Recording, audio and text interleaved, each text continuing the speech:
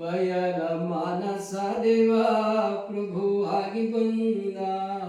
ಹೆಸ್ಕಾಂ ಹುಬ್ಬಳ್ಳಿ ವಿದ್ಯುತ್ ಸರಬರಾಜು ಕಂಪನಿ ನಿಯಮಿತ ಇವರು ಜೂನ್ ತಿಂಗಳು 2023ನೇ ತಾರೀಕು ಪ್ರತಿ ತಿಂಗಳು 2ನೇ ತಾರೀಕು ಮೀಟರ್ ರೀಡಿಂಗ್ ನೋಡಿ ಬಿಲ್ ಕೊಡಬೇಕಾಗಿದ್ದವರು 10ನೇ ತಾರೀಕು ಬಂದು 8 ದಿನ ತಡವಾಗಿ ಬಂದು 75 ಯೂನಿಟ್ಗಳಿಗೆ 1,403 ರೂಪಾಯಿ ಬಿಲ್ ಕೊಟ್ಟಿದ್ದರು.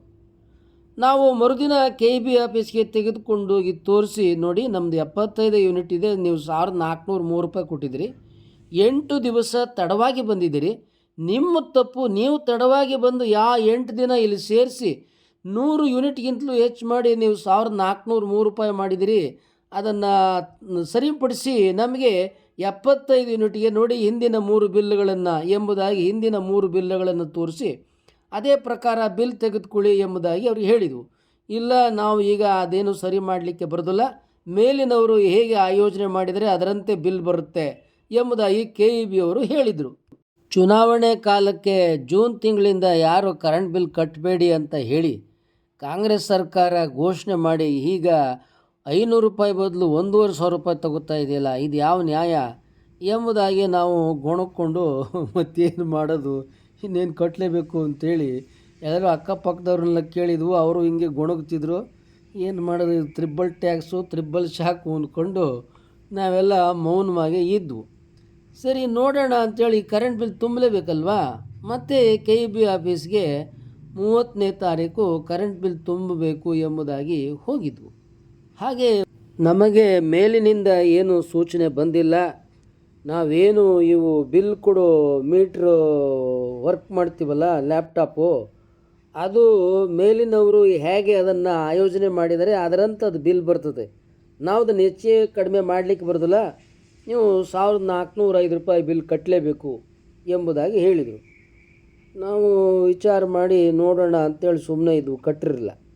ಈಗ 30ನೇ ತಾರೀಕು ನಿನ್ನಿನ ದಿವಸ ಜೂನ್ 30 ಮತ್ತೆ ತೆಗೆದುಕೊಂಡೋಗಿ KEB ಇಲಾಖೆಯಲ್ಲಿ ಬಿಲ್ಲನ್ನೆಲ್ಲ ತೋರಿಸಿದಾಗ, ಇಲ್ಲ ಸರ್ಕಾರದಿಂದ ಆರ್ಡ್ರ್ ಬಂದಿದೆ, ಕೊಡಿ ಸರಾಸರಿ ಮಾಡಿ ನಿಮಗೆ ಯೂನಿಟ್ ಹೊಸ ಬಿಲ್ ಕೊಡ್ತೀವಿ ಅಂತ ಹೇಳಿದರು. ಆ ಹೊಸ ಬಿಲ್ಲನ್ನು ಕೊಟ್ಟರು. ನಮ್ದು ಎಷ್ಟು ಯೂನಿಟ್ ಬಂದಿದೆ, 75 ಯೂನಿಟೇ ಬಂದಿರೋದು. ಸೊ ಮೊದಲು 75 ಯೂನಿಟ್ಗೆ 1,403 ರೂಪಾಯಿ ಹಾಕಿದರು, ಈಗ 75 ಯೂನಿಟ್ಗೆ 914 ರೂಪಾಯಿ ಹಾಕಿದರು.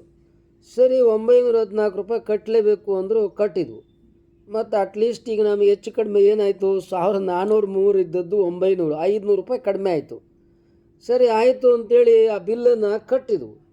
ಕಟ್ಟಿಬಿಟ್ಟು ನಂತರ ಅಲ್ಲೇ ಕರ್ನಾಟಕ 1 ಅಂತೇಳಿ ಒಂದು ಇಲಾಖೆಯಲ್ಲಿ ಕೆಲಸ ಮಾಡ್ತಾಯಿದೆ, ಅವ್ರನ್ನ ವಿಚಾರಿಸಿದ್ವು. ಅವರೇ ಇಲ್ಲಿ ಕರೆಂಟ್ ಬಿಲ್ ತುಂಬಿದ್ದು ಅವರಲ್ಲೇ.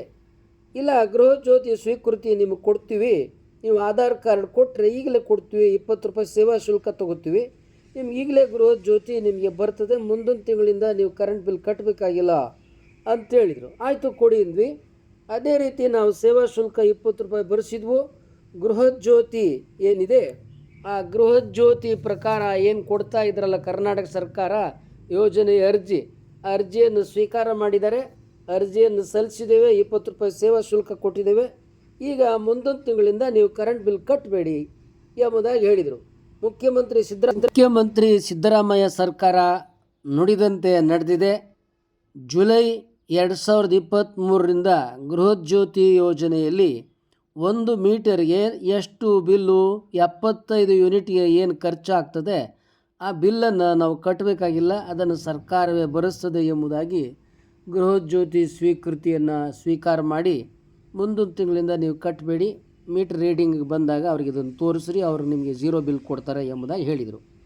ನಮ್ಮಲ್ಲಿ 4 ಮೀಟ್ರ್ಗಳಿದೆ, ಒಂದು ಮನೆಗೆ 1 ಮೀಟರ್ ಮಾತ್ರ ಫ್ರೀ ಕೊಡ್ತೀವಿ, ಉಳಿದ 3 ಮೀಟರ್ಗೆ ನೀವೇ ದುಡ್ಡನ್ನು ತುಂಬಬೇಕು ಎಂಬುದಾಗಿ ಇಲಾಖೆ ಹೇಳಿದೆ. ಆಯಿತು, ನಾವು 4 ಬಿಲ್ಗೆ ಕಟ್ಟಲಿಕ್ಕೆ ರೆಡಿ ಇದ್ವು, ಆದರೆ ಸರ್ಕಾರ ಕೊಟ್ಟಿದೆ, ನುಡಿದಂತೆ ನಡೆದಿದೆ. ರಾಜಕಾರಣ, ಚುನಾವಣೆ ಹೀಗೆ ಏನೇ ಇರಲಿ, ಸಿದ್ದರಾಮಯ್ಯ ಸರ್ಕಾರ ನುಡಿದಂತೆ ನಡೆದಿದೆ. ಉಚಿತ ಕರೆಂಟ್